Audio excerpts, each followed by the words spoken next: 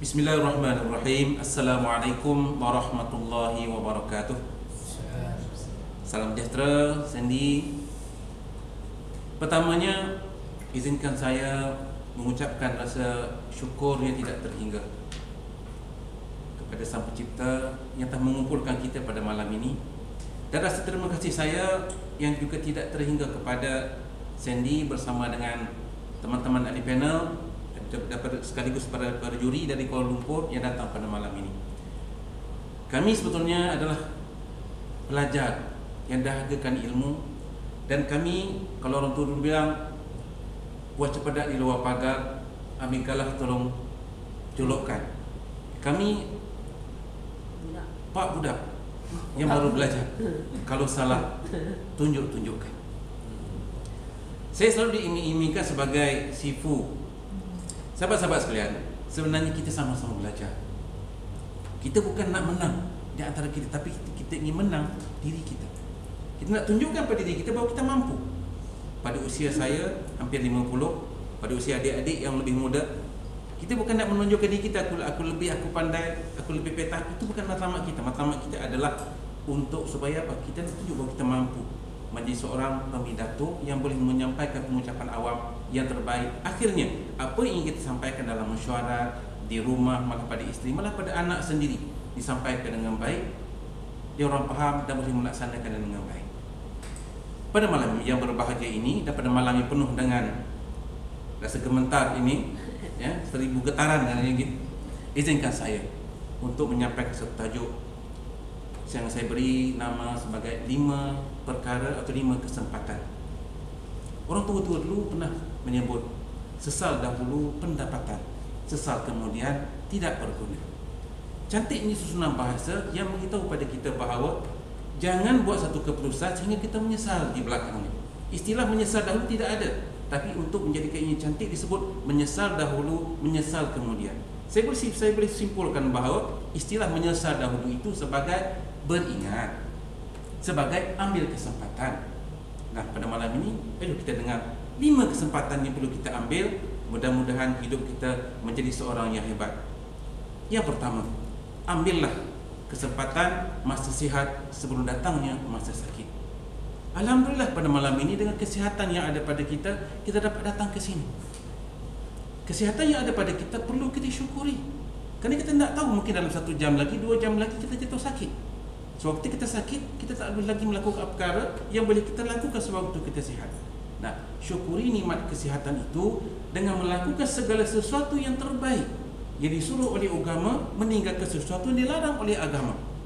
Kerana itulah sebaik-baik istilah syukur yang ada dalam istilah agama kita. Nah, pada waktu itu sekaligus kita meninggalkan sesuatu yang tidak baik. Kenapa? Bila datangnya kesakitan, pada waktu itu 1000 penyesalan tidak guna. Malah apa juga kebaikan yang pernah kita buat sewaktu kita sihat, itulah yang diambil kira. Kesempatan yang kedua, gunalah kesempatan sewaktu muda sebelum datangnya waktu tua. Macam saya masih muda. Sandy senyum, saya kata saya muda.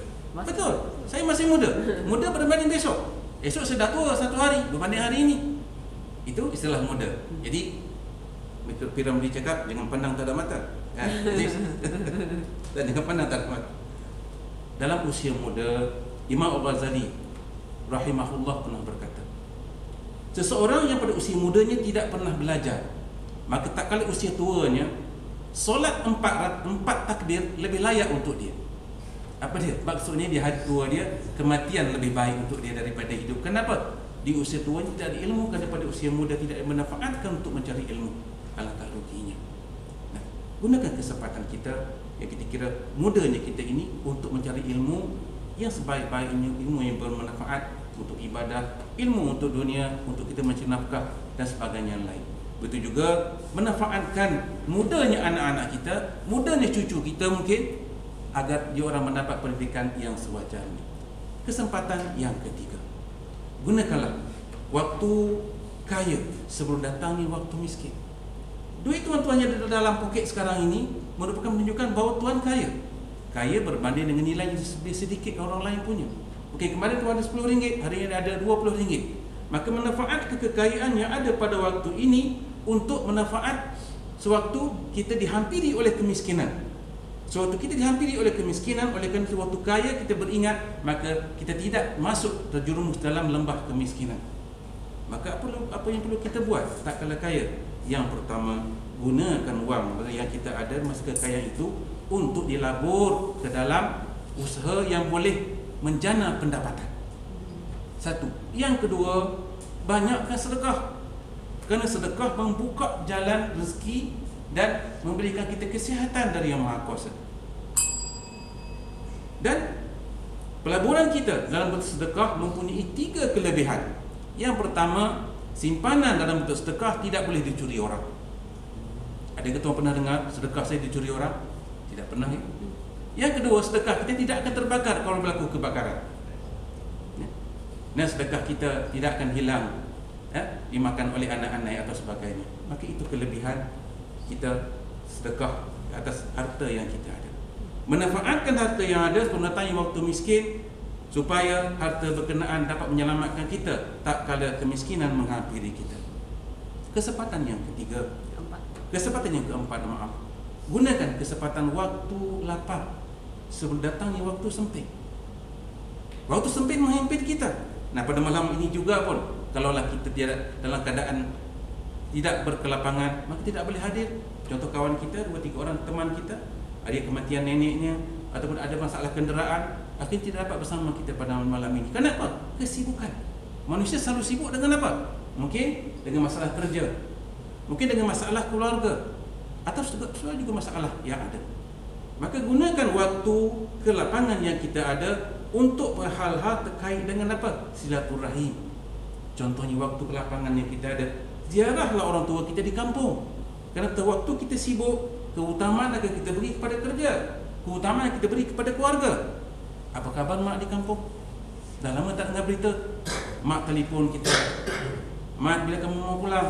Maaf mak sibuk. Alasan sibuk menjadikan kita tidak pulang menjenguk orang tua kita yang dulu mengajar kita berjalan, yang dulu mengajar kita merangkak. Yang pertama menyisir rambut kita siapa? Ibu kita. Tapi kita gunakan alasan sibuk kerana tak boleh menziarahi orang tua kita. Maka gunakan waktu berkenaan waktu lapang kita sebelum datangnya waktu sibuk. Dan yang kelima, gunakan waktu hidup sebelum sampai kematian. 10 tahun yang dulu kita tak, 100 tahun dahulu kita tak ada di sini, dan 100 tahun yang akan datang kita juga tidak ada di sini. Menunjukkan bahawa apa? Menunjukkan bahawa tak kala kita pergi meninggalkan dunia ini, tidak ada lagi yang akan kembali. Tidak ada. Yang akan ikut kita apa dia? Yang pertama yang akan ikut kita adalah amal soleh, yang akan menjadi bekal kita di alam kubur. Itu kalau ada. Yang kedua, kalau ada ilmu yang bermanfaat yang sedang orang gunakan, itu beri manfaat kita di alam kubur. Itu pun kalau ada. Yang ketiga, kalau ada sedekah jariah yang pernah kita bagi, orang bina bangunan untuk tujuan yang baik, orang pernah guna, maka bermanfaat dalam kubur. Itu pun kalau ada. Yang keempat, anak yang soleh yang selalu mendoa untuk kita. Itu pun kalau ada. Tapi kalau tidak ada, adakan ia. Manfaatkan waktu kehidupan ini untuk adakan keempat-empat perkara tadi. Dan tak kala waktu datang ni, waktu kematian, perkara yang pertama tadi tak boleh kita lakukan. Tak boleh.